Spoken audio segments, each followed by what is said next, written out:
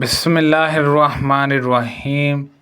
حرا کے یہودی نے مجھ سے پوچھا، موسیٰ علیہ السلام نے اپنے مہر کے ادا کرنے میں کون سی مدت پوری کی تھی، یعنی 8 سال کی یا 10 سال کی، جن کا قرآن میں ذکر ہے؟ میں نے کہا مجھے معلوم نہیں، ہاں عرب کے بڑے عالم کی خدمت میں حاضر ہو کر پوچھ لوں تو پھر تمہیں بتا دوں گا۔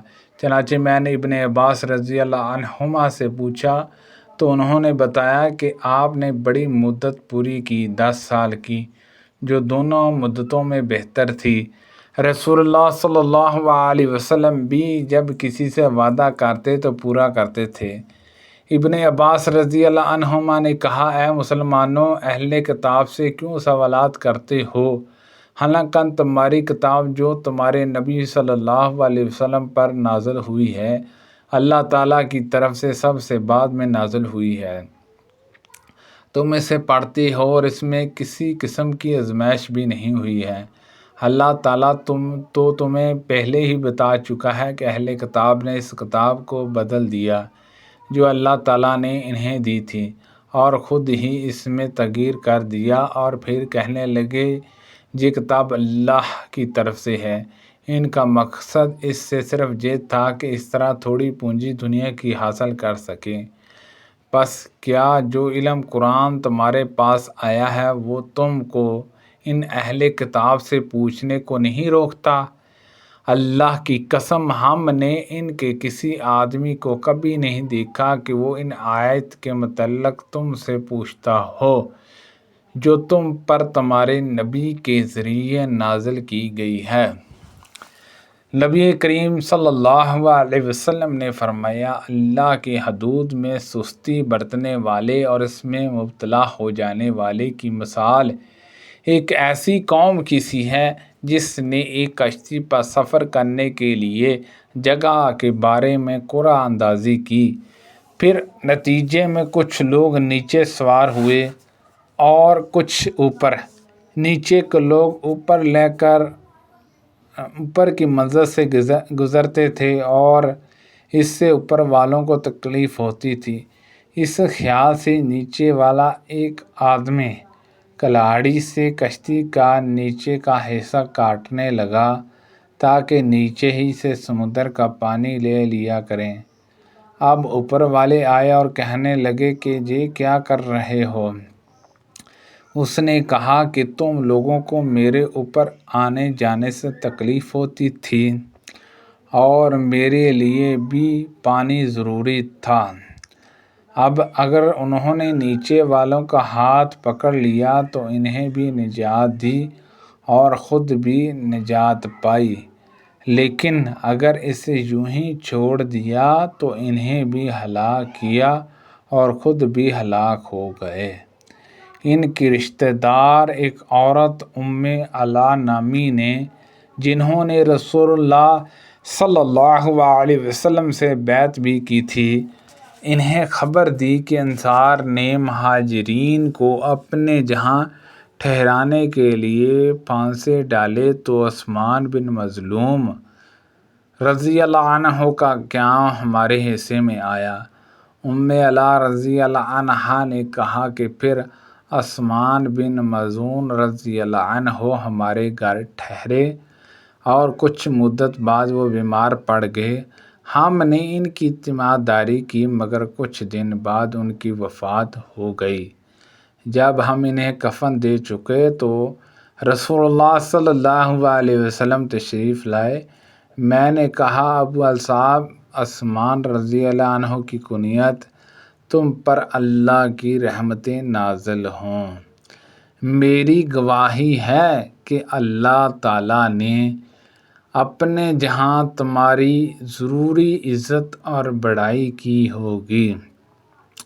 اس پر ان حضرت صلی اللہ علیہ وسلم نے فرمایا، یہ بات تمہیں کیسے معلوم ہو گئی کہ اللہ تعالیٰ نے ان کی عزت اور بڑائی کی ہوگی؟ میں نے عرض کیا، میرے ماں اور میرا باپ آپ پر فدا ہوں، مجھے یہ بات کسی ذریعے سے معلوم نہیں ہوئی۔ پھر ان حضرت صلی اللہ علیہ وسلم نے فرمایا، آسمان کا جہاں تک معاملہ ہے تو اللہ گواہ ہے کہ ان کی وفات ہو چکی اور میں ان کے بارے میں اللہ سے خیر ہی کی امید رکھتا ہوں۔ لیکن اللہ کی قسم، اللہ کے رسول صلی اللہ علیہ وسلم ہونے کے باوجود مجھے یہ علم نہیں کہ ان کے ساتھ کیا معاملہ ہوگا۔ علا رضی اللہ عنہا کہنے لگیں، اللہ کی قسم اب اس کے بعد میں کسی شخص کی پاکی کبھی بیان نہیں کروں گی۔ اس سے مجھے رنج بھی ہو کہ ان حضرت صلی اللہ علیہ وسلم کے سامنے میں نے ایک ایسی بات کہی جس کا مجھے حقیقی علم نہ تھا۔ انہوں نے کہا، ایک دن میں سو رہی تھی، میں نے خواب میں حضرت عثمان رضی اللہ عنہ کے لیے ایک بہتا ہوا چشمہ دیکھا۔ میں رسول اللہ صلی اللہ علیہ وسلم کی خدمت میں حاضر ہوئی، آپ سے خواب بیان کیا۔ آپ نے فرمایا کہ ان کا عمل نیک تھا۔ رسول اللہ صلی اللہ علیہ وسلم جب سفر کا ارادہ فرماتے تو اپنی بیویوں میں قرعہ اندازی فرماتے اور جس کا نام نکل آتا انہیں اپنے ساتھ لے جاتے۔ آپ صلی اللہ علیہ وسلم کا یہ بھی معمول تھا کہ اپنی بیوی کے لیے ایک دن اور ایک رات مقررہ کر دی تھی۔ البتہ سودا بنت زمعہ رضی اللہ عنہا نے اپنی عمر کے آخری دور میں اپنی باری آپ کی زوجہ عائشہ رضی اللہ عنہا کو دے دی تھی تاکہ رسول اللہ صلی اللہ علیہ وسلم کی ان کو رضا حاصل ہو۔ اس سے بھی قرعہ اندازی ثابت ہوئی۔ رسول کریم صلی اللہ علیہ وسلم نے فرمایا، اگر لوگوں کو معلوم ہوتا کہ اذان اور صفحہ اول میں کتنا ثواب ہے اور پھر انہیں اس کے حاصل کرنے کے لیے قرعہ اندازی کرنے پڑتے تو وہ قرعہ اندازی بھی کرتے، اور اگر انہیں معلوم ہو جائے کہ نماز سویرے پڑھنے میں کتنا ثواب ہے تو لوگوں کو ایک دوسرے سے سبقت کرنے لگیں، اور اگر انہیں معلوم ہو جائے کہ عشاء اور صبح کی کتنی فضیلتیں ہیں تو اگر گھٹنوں کے بل آنا پڑتا تو پھر بھی آتے۔ سبحان اللہ عز و جل۔ قبا کے بنو عمرو بن عوف میں آپس میں کچھ تکرار ہو گئی تھی تو رسول اللہ صلی اللہ علیہ وسلم اپنے کئی صحابہ کو ساتھ لے کر ان کے جہاں ان میں صلح کرانے کے لیے گئے اور نماز کا وقت ہو گیا، لیکن آپ صلی اللہ علیہ وسلم تشریف نہ لا سکے۔ چنانچہ حضرت بلال رضی اللہ عنہ نے آگے بڑھ کر اذان دی۔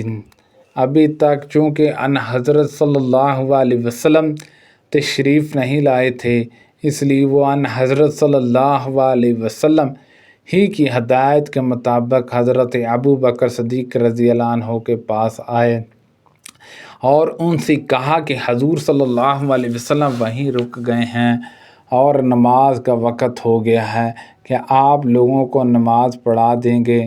انہوں نے کہا کہ ہاں، اگر تم چاہو۔ اس کے بعد حضرت بلال رضی اللہ عنہ نے نماز کی تکبیر کہی اور حضرت ابو بکر صدیق رضی اللہ عنہ آگے بڑھے۔ نماز کے درمیان نبی کریم صلی اللہ علیہ وسلم صفوں کے درمیان سے گزرتے ہوئے پہلی صف میں پہنچے۔ لوگ بار بار ہاتھ پر ہاتھ مارنے لگے مگر حضرت ابو بکر صدیق رضی اللہ عنہ نماز میں کسی دوسری طرف متوجہ نہیں ہوتے تھے، مگر جب بار بار ایسا ہوا تو آپ متوجہ ہوئے، معلوم کیا کہ رسول اللہ صلی اللہ علیہ وسلم آپ کے پیچھے ہیں۔ ان حضرت صلی اللہ علیہ وسلم نے اپنے ہاتھ کے اشارے سے انہیں حکم دیا کہ جس طرح وہ نماز پڑھا رہے ہیں اسے جاری رکھیں، لیکن حضرت ابو بکر صدیق رضی اللہ عنہ نے اپنا ہاتھ اٹھا کر اللہ کی حمد بیان کی اور الٹے پاؤں پیچھے آ گئے اور صف میں مل گئے۔ پھر نبی کریم صلی اللہ علیہ وسلم آگے بڑھے اور نماز پڑھائی۔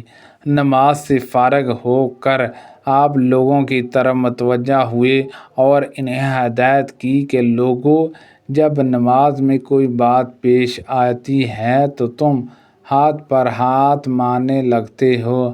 ہاتھ پر ہاتھ مارنا عورتوں کے لیے ہے، مردوں کو جس کی نماز میں کوئی بات پیش آئے تو اسے سبحان اللہ کہنا چاہیے۔ کوئی بات پیش آئے تو سبحان اللہ کہنا چاہیے، کیونکہ یہ لفظ جو بھی سنے گا وہ متوجہ ہو جائے گا۔ اے ابو بکر، جب میں نے اشارہ بھی کر دیا تھا تو پھر آپ لوگوں کو نماز کیوں نہیں پڑھاتے رہے؟ انہوں نے عرض کیا، ابو قحافہ کے بیٹے کے لیے یہ بات نامناسب تھی کہ وہ رسول اللہ صلی اللہ علیہ وسلم کے ہوتے ہوئے نماز پڑھائے۔ سبحان اللہ عز و جل۔ اللہ پاک سے دعا ہے کہ اللہ پاک ان حدیثوں پر عمل کرنے کی توفیق عطا فرمائے۔ اللہ پاک ہم سب کو صحت و تندرستی عطا فرمائے۔ اللہ پاک صدقہ جاریہ سے دوسرے لوگوں تک شیئر کرنے کی توفیق عطا فرمائے۔ آمین بجاہ النبی الامین صلی اللہ علیہ وسلم۔